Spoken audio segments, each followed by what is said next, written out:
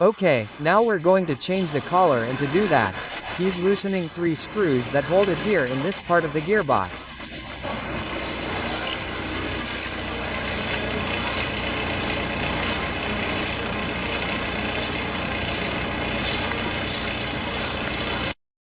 And now we're going to see, once he's removed the 3 screws that have locking nuts. It goes there, like that. And yet, here it does. Yes, it doesn't look like it's there because, in addition, this thing that's wet here was from the purge that I did the other day. When I purged it, but here it isn't, so you can't see it with the naked eye. But look, this one is like plastic, right? Oh, no, this part is plastic. Yes, they are. And this one, on the other hand, comes whole. This one is all made of iron. Yes. I imagine it's more reinforced or more. Yes, it's more reinforced, it seems. Yes, because this one isn't divided into 2 parts, like this one, where you can see the difference. This little tab would be removed and this part here would be removed. But this one comes complete, and this one comes complete. Yes. It seems to be more reinforced. Well, and it went back into place.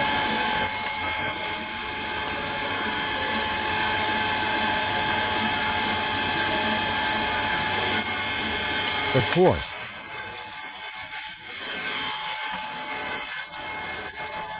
And this here is what you see on the other side, which is what joins this thing. You see, it comes out here where the pump is not affected.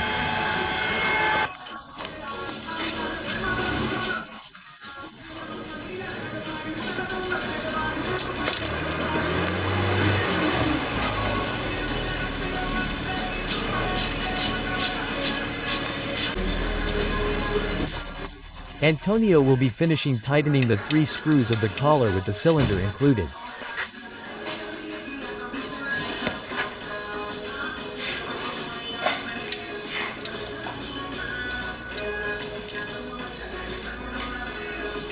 Like her, and that's it.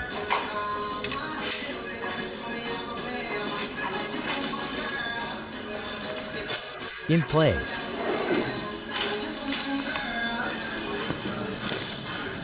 Now I'm going to put grease on the gear here.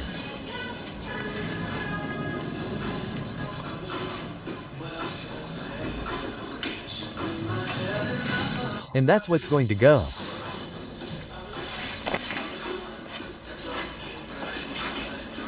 Wait a little bit here. There's very little grease here.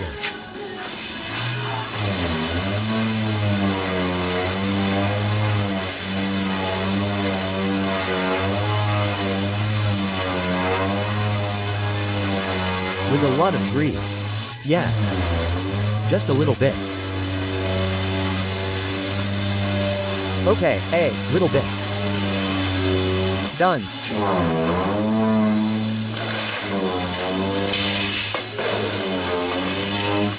Well, in principle this is ready. 4. The most painful part that remains, which is putting it back in place.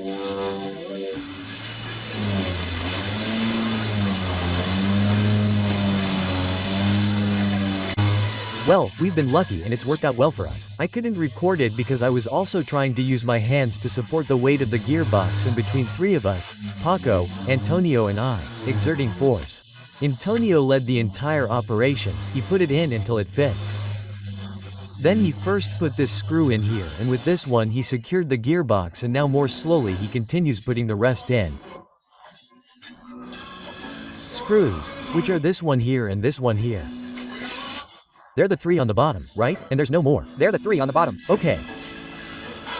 And these must have had a really tight torque, I imagine. No, or no.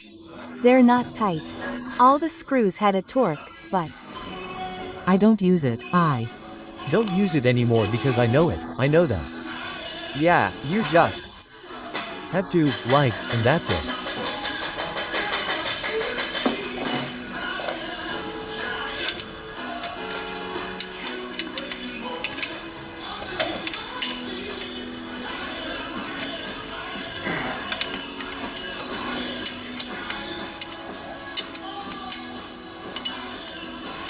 Well, it took us a lot less work to put it in than to take it out, huh? I thought it was going to be the other way around. But it was like, I don't think it even took 5 minutes to do it there. And now Antonio is grabbing the ladder to tighten the upper support.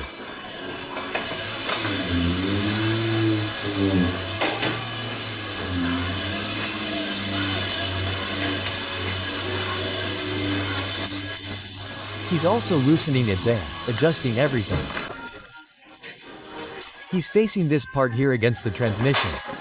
And he had to adjust it too. And there he is squaring everything up, raising and lowering the engine with the jack to make everything easier for him, okay? I mean, this is squaring up here, that over there. The tie rod is called this, right? The transmission, and if you don't correct me. But come on. Oh, The biggest thing. I know there's a little plastic thing there. Doc. I've already faced it there. Yes, disassembling is very easy. If the mechanics do it to disassemble, it's precisely to assemble it. Well, Come on, one broke. Damn. we're going to break you. Because a tip just went off right now, broken. It's not pulling that much by pulling too hard. We're talking now that the complexity, as always, the mechanic's job is really the assembly, right? Disassembly can be done at any junkyard. The complication is assembling with the right torque, the right grease, the right centering, that everything fits well, that no screws are left over, no screws are missing, and that's what we're doing. Tighten this little screw here, the screws of the transmission are now tightened.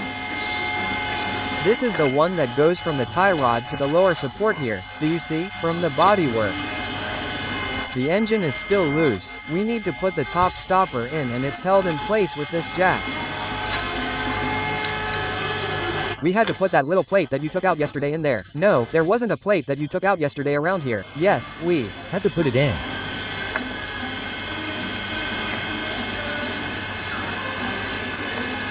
Tightening the transmission on the other side, the one on the other side.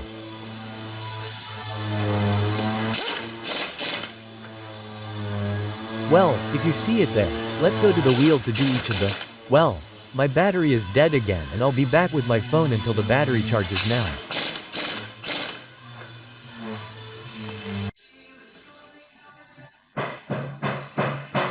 Put in that little plate that we put in yesterday.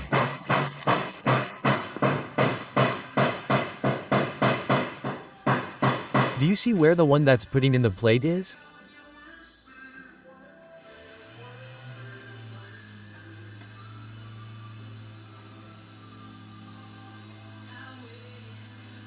and that plate that goes with screws or with. A screw? Oh, it goes with. A screw.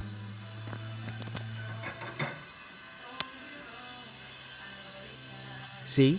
It has a pretty delicate little screw. Small.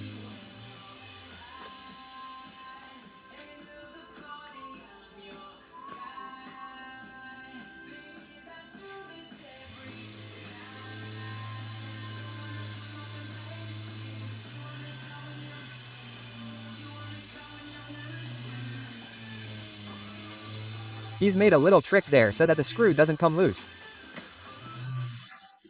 And you know this or you can go crazy, and of course, and the tool that he's using the most is fantastic.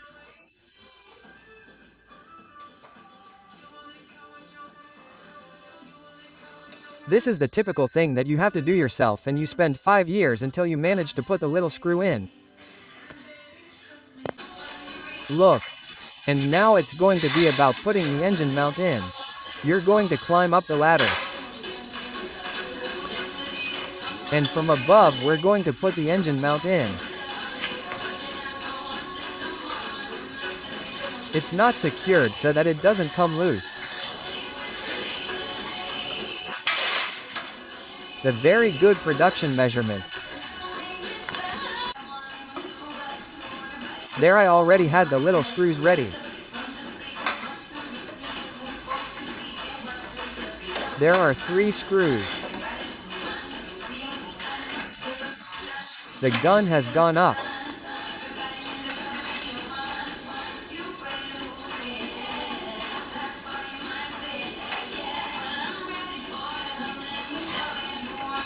And now what it's really doing is putting the left engine mount in.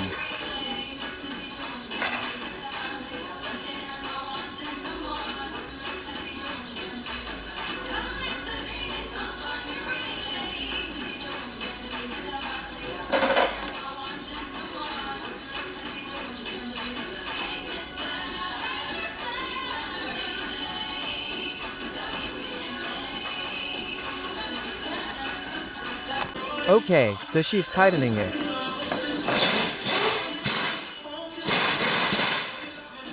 There are 3.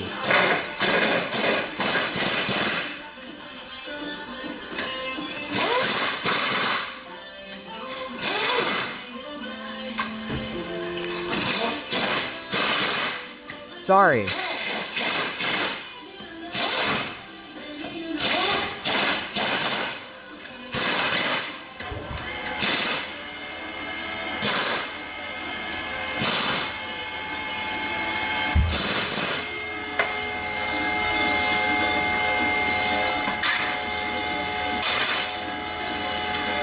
There it is.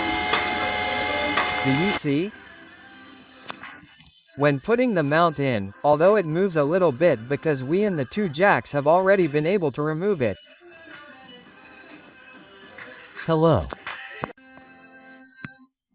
Okay, so you see, now we're putting in the lower gearbox mount, this screw here and this one here. Excuse my focus because I'm back with my phone charging the battery. Do you see? She pushes the gearbox a little until she centers it, and that one is perfectly centered.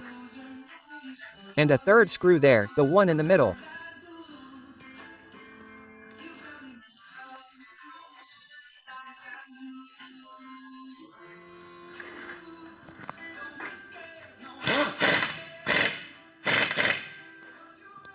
If at any time I don't focus well, forgive me because I'm looking from one side and then with the camera, and then now I think we have this tie rod and it doesn't seem like much else.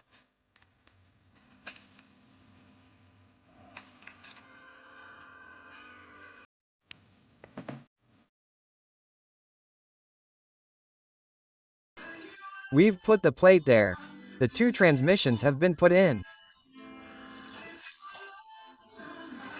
The tie rod has already been put in and the 3 here. Ah, well, we're still missing the starter motor. What the hell? And this little tube here for the intercooler too. Ah, and the other tie rod there too, okay? That the transmission had to do. Now the screw for the other tie rod is here. Okay, now he's finishing tightening this. What's it called? Tie rod, or what's this called, Antonio? Yes, tie rod 4. The stabilizer bar. Stabilizer bar. The tie rod for the stabilizer bar. And this here below. Wishbone. Ah, the wishbone. That's what I was saying before. Tie rod, right? Wishbone. Okay. I'm terrible with names because I learned them 28 times, and the 28 times I learn them, I forget them again. And I'm always telling you this thing, the thing over there. Okay, it's tight there. Good conscience.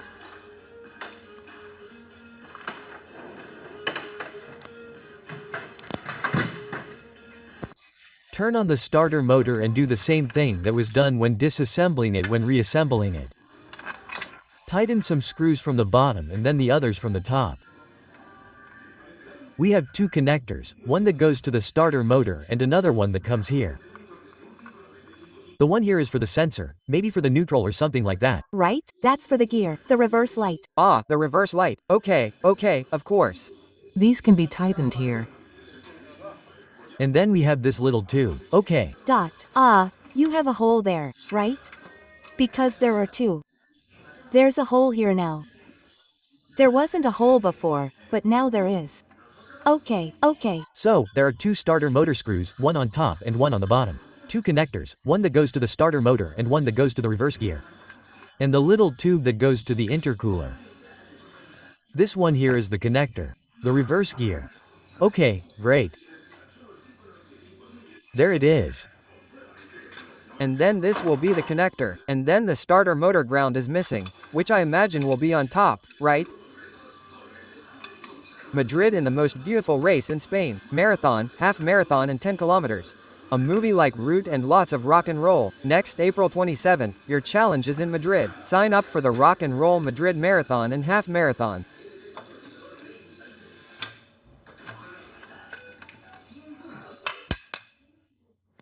The sponsor is New Dealer of the Launch offers for new cars, seminar and its facilities supporting these tubes here.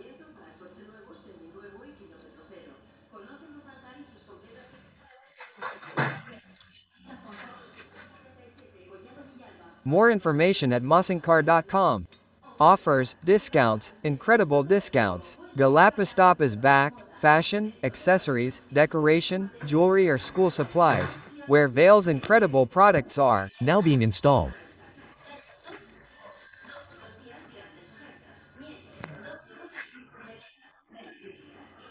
Now he's installing the intercooler tube with these fancy clips, ice creams and Italian crafts.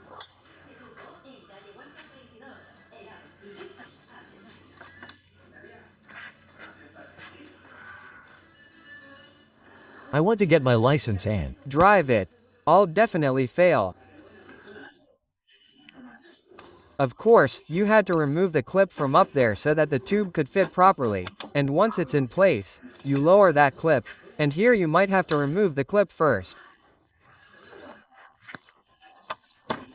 Look, in this case, it came out with its own strength and then it went in.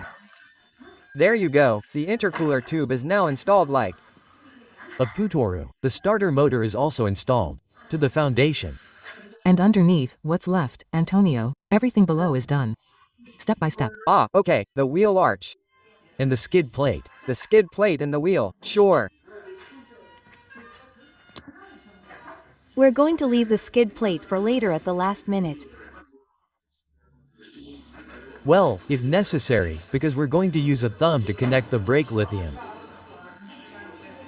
Oh, okay.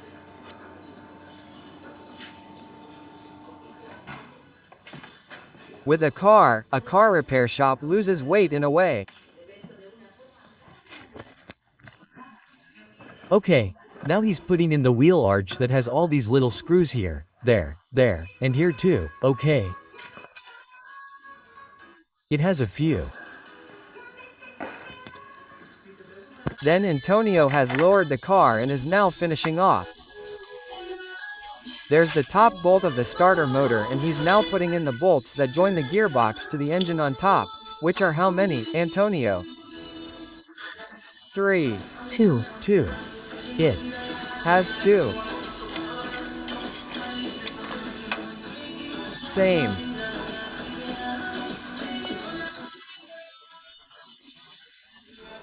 So, down below, all that's left for us to do is put in the wheel and at the very end, the skid plate because, as Antonio was telling me, since the circuit is going to be purged, well, here I had to mute the audio for a few seconds because I received a copyright claim from YouTube for the music that was playing in the background on the radio.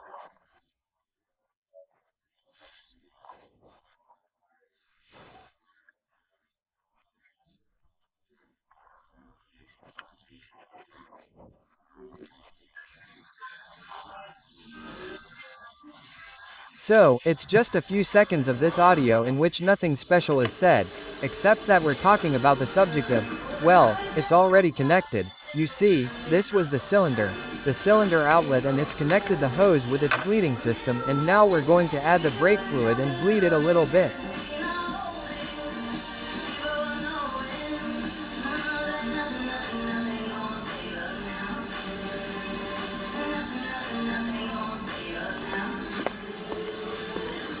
There we have the tank.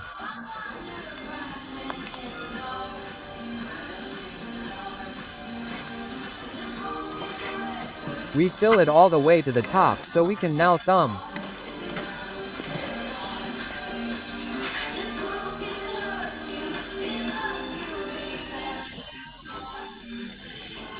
It's turned half a turn to this corner, half a turn.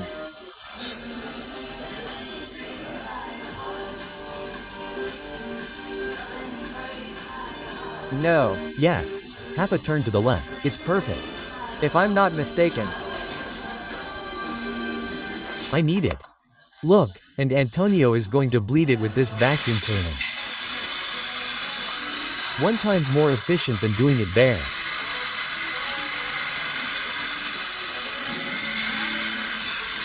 So far what we've done is turned half a turn. Okay. And now what it's going to do is check the vacuum. It's checking if it's empty. Okay.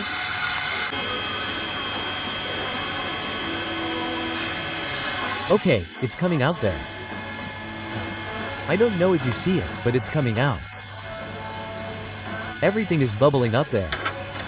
All the air is being expelled there. What did you do, Antonio? Did you close it or did you open it more? What did you do now? Did you open it more or did I? Open it more? Ah, you opened it more. Okay. Do. You see all the bubbles coming out?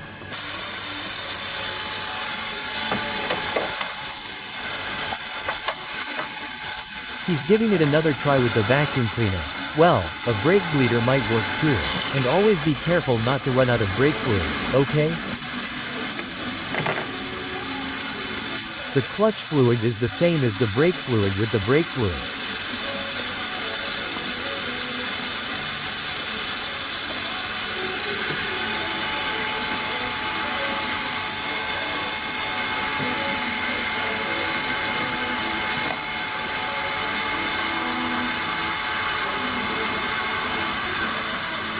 Now it's closing again.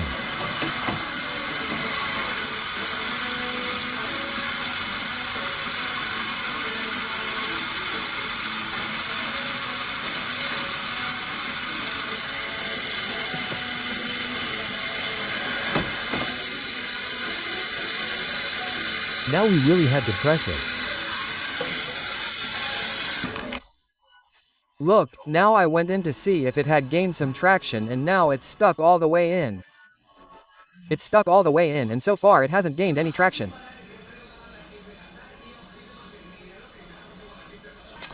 Okay, I gained traction now. I'm pumping and Antonio is bleeding there. What do I do? Pressed, what do I do?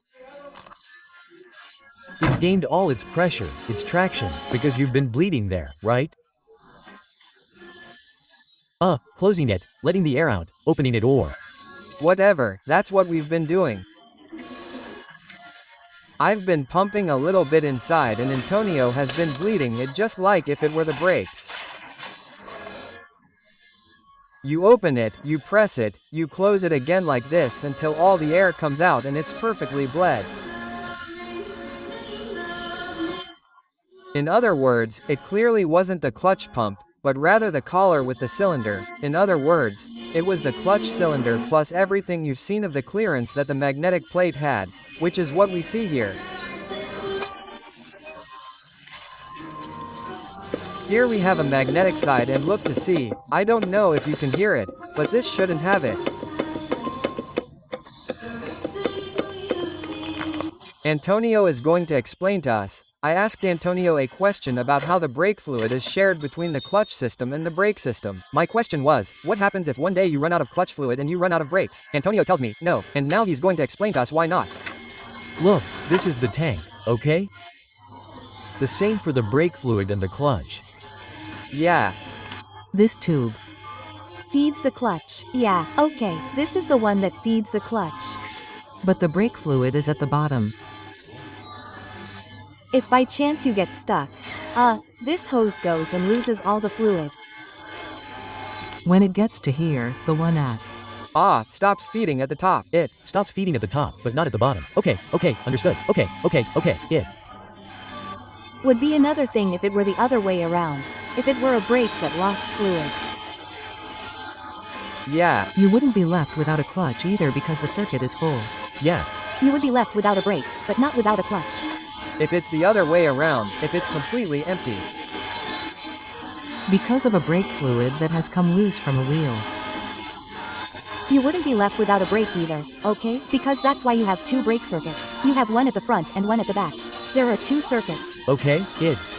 Very difficult for two brakes to go off, one after the other and one in front of the other, and you'll run out of Brakes, right? Okay, understood.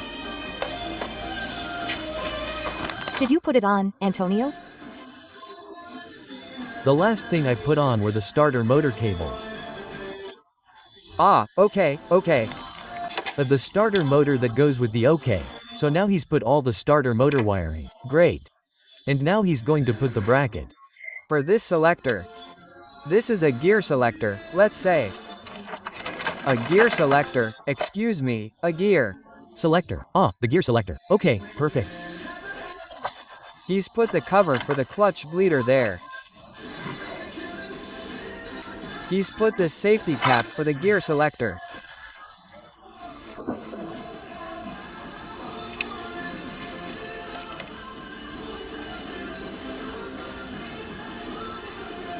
Fantastic. And now he's fitting the other piece. He's putting it into its gear. It's In position, okay. And you can never get it wrong. okay, it's in position, so great.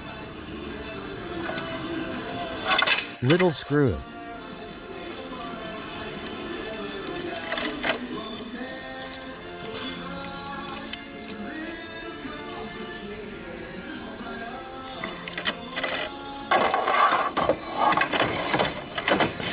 It's live. I'll get it now.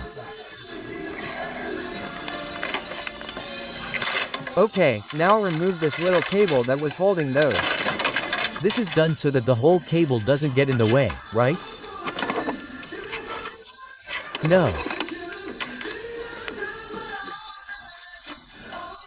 And the rest is simply inserting this little hole through its corresponding male and putting in that little safety washer. And then there are the other screws for the back support. And I think there are 2 screws from what I can see.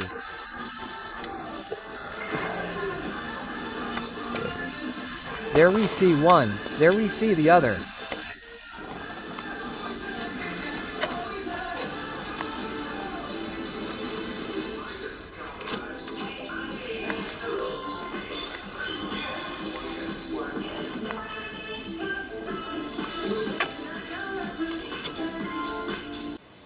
Well, the same thing happened to me here. For a minute I had to remove the original audio from this part of the video because almost all of the radio could be heard in the background, and YouTube has also sued me again for copyright infringement of the music that can be heard in the background.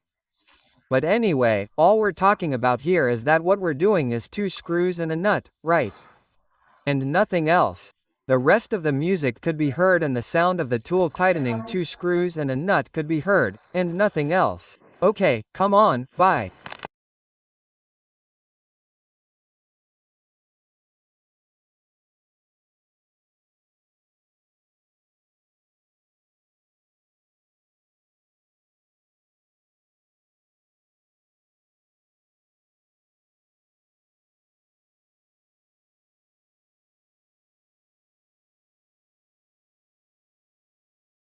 Look, just by removing the entire battery mount and the air filter box, you have a lot of access to a lot of things that seem impossible with all that. Now he's going to tighten the turret.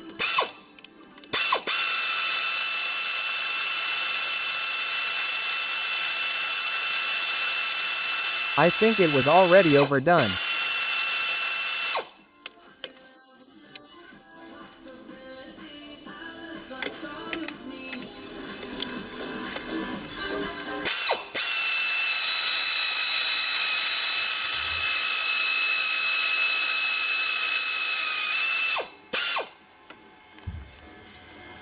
Okay, well, now he's put the one here, its support in place.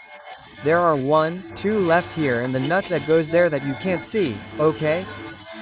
These are the ones that are removed here by going from one side to the other. Perfect.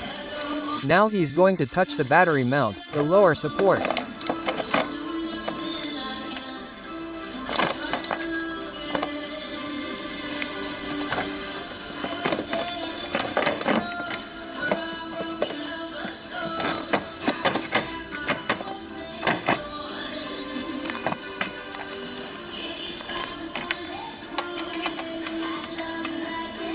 Broken I love well, we got confused with the assembly and this is part of the recording.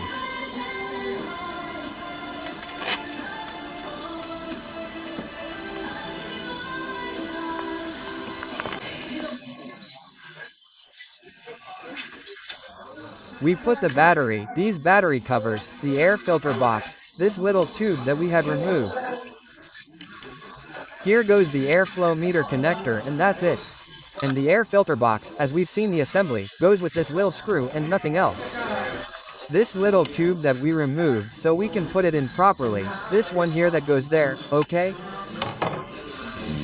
And that's about it, almost everything is finished, so very good.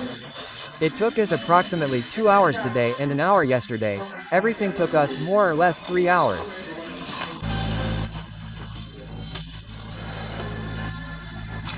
Well, the final touches, putting the clamp that goes to the intercooler, the connector for the intercooler, I mean, for the flow meter, this little plastic here.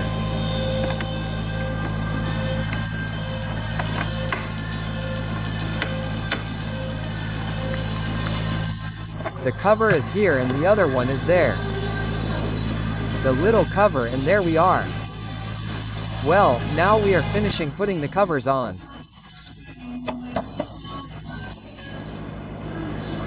The covers here are on, the cover here, closing the lid of the brake fluid reservoir and that's it.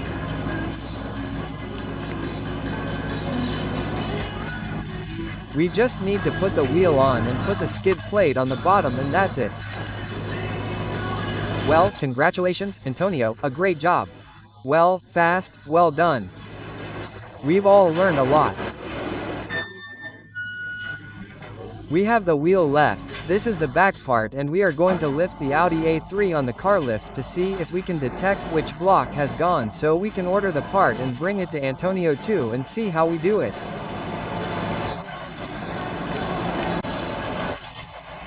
I'll also leave you a link to the reference for the complete dual mass airflow kit with clutch disc and pressure plate, okay?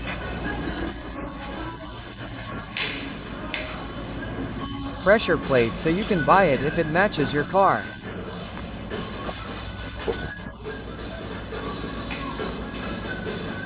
And that's it. We're already installing the bottom protector and we're missing the wheel.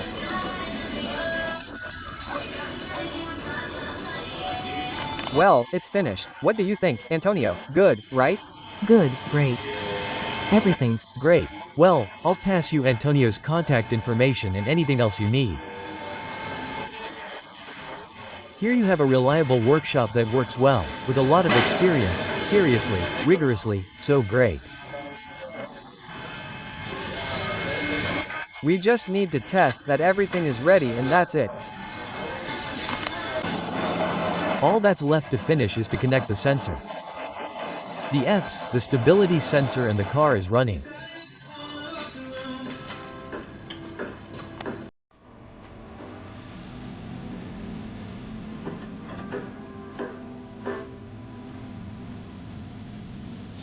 It goes right down here.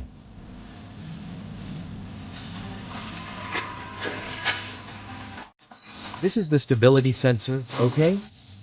This here. Okay, friends, to finish this video about changing the complete clutch kit along with the dual mass drive for Group B engines, Volkswagen, Seat, Audi and Skoda 2.0 TDI engines. This is 2007. Well, to finish this video, I have to tell you that after this replacement that we did at Antonio's workshop, the car is going great. I've been testing it for 2 days and it's going perfectly. No vibrations, smooth clutch, it's like driving a car with a good clutch overnight and a car with clutch problems. I didn't notice anything strange with the clutch in this car, but it's true that the clutch was halfway open, and then what I did sometimes when I was going, well, I've already mentioned it in other videos, right?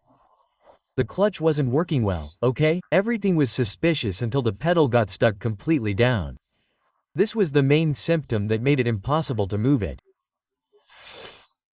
The clutch pedal got stuck all the way down and we all suspected that the main problem was the clutch pump, and you all told me, very wisely, in fact, that if you change the clutch pump you have to change the cylinder because otherwise it will end up going. In the end it wasn't the clutch pump but the clutch cylinder that had gone to hell, and all caused by the bimass drive having quite a bit of play. When we changed everything we also checked that the clutch disc was already in its place. It had some life left, but very little life left. So the assembly was changed and great. And here what I want to do is draw attention. Draw attention because both in my videos and others, I was guided a lot by a video by my dear friend Juan Diego from Car Doctors. The video was about how to fix if your clutch lever gets stuck down, and what he did was change the clutch pump. Okay, in this case, in this car it wasn't the pump in BR. So, I want to tell everyone who watches these videos about mechanics and such that you can't rely 100% on what we say. We share our experiences and how things were solved, and we'll give you, Juan Diego, as a professional, to give you an example from a well-known channel that I really like. As an amateur, as you know, you can use our videos, many procedures and such to guide you, and we, with the best of intentions, share our experiences, but I, for example, was convinced that it was the clutch pump. In fact, the first thing I did after watching Juan Diego's video on this car was buy the clutch pump, and the clutch pump didn't need to be changed. I have it there because if it breaks one day, I've already changed the rest and I'll change it. But the clutch pump in this case works perfectly. And now the car is wonderful. I mean, it's a joy to drive this car with the new clutch. I thank you all, Robert X, Pierre, and others, for all the advice you gave me when I asked for help on how to repair this car clutch, and you all recommended that I change the entire assembly, that the rest is nonsense, and it's true. Robert X also told me that doing it myself would be a hassle, and man, I have to admit that after seeing how it's done it's a lot less hassle than I thought. It only took us 3 hours, of course, with a lift and with a professional like San Antonio who has done it millions of times. Maybe if I did it myself instead of taking 3 hours, it would take 10, but it's my time and all that. But the only difficulty I see is how to remove the gearbox. Just one. I know there are many people who do it. I know there are people who do it without a lift. I think it can be done without the lift, but to unhook the gear shift, you would have to invent something to do it yourself at home. That is, with this bridge here for the engines, which I actually have and haven't tried yet, and hang a strap and the gearbox from there, either with a crane underneath or by dismantling more things than we have dismantled in this video so that in the end it goes down with less difficulty. I think that if more things are dismantled on both sides, it would go down without difficulty. If we put one of those jacks, well, I think the next time I have to make a clutch, I will try to do it. I am going to try to do it without a lift, but I am going to try to do what I told you, that is, release more things, even if it takes much longer, and then, with a jack or with this support that I don't remember what it's called, I think it could be done. Of course, it would be a hassle, and instead of 3 hours, well, many more hours. Well, anyway, I hope this video has been useful to you. Many thanks to Antonio, who also gave me a very good price, very fair and very coherent. The price I paid for doing this job for me. I also got the kit at a very good price. I'll leave the link below for this topic about the kit. Well, everything cost me more or less 500 euros.